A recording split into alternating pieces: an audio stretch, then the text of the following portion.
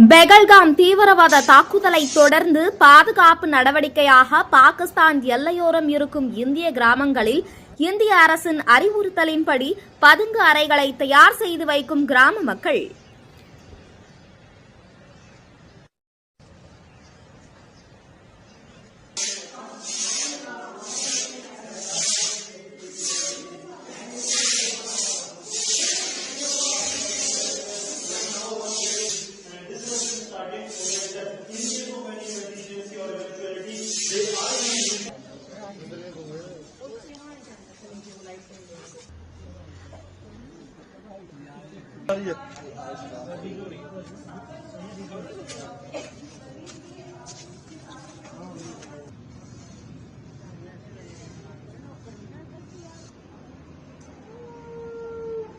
पूरे हिंदुस्तान को पता है जो पहलगाम में हुआ।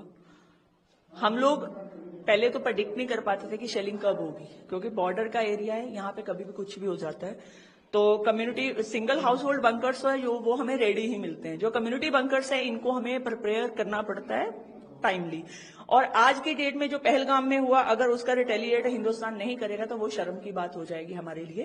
तो हम बॉर्डरवासी हैं, इसीलिए जो हिंदुस्तान में होगा वो सबसे पहले इफेक्टेड तो हमारे एरियाज होते हैं। तो हम लोग उसके लिए अपने आप को प्रिपेयर कर रहे हैं कि अगर कुछ भी होता है we are ready for that.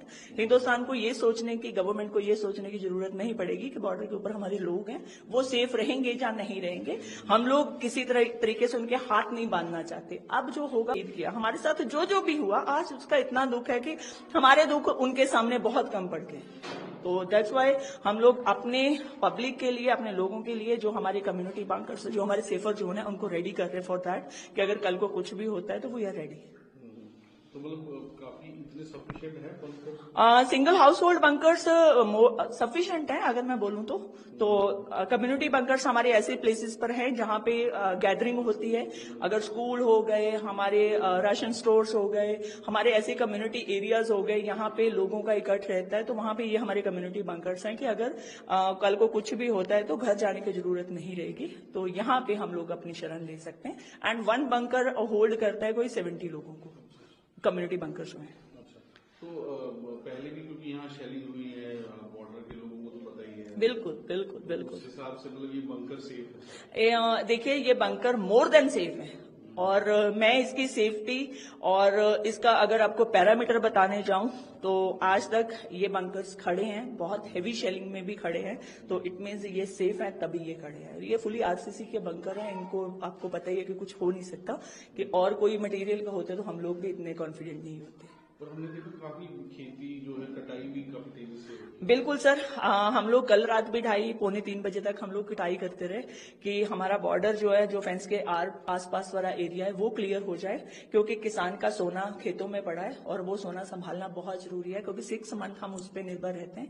बाकी सारा कुछ बाद में हम लोग वो भी साथ साथ कर रहे हैं, और सेकेंड हैंड हम ये भी कर रहे हैं कि हम अपने लोगों को सेफ कैसे रखेंगे।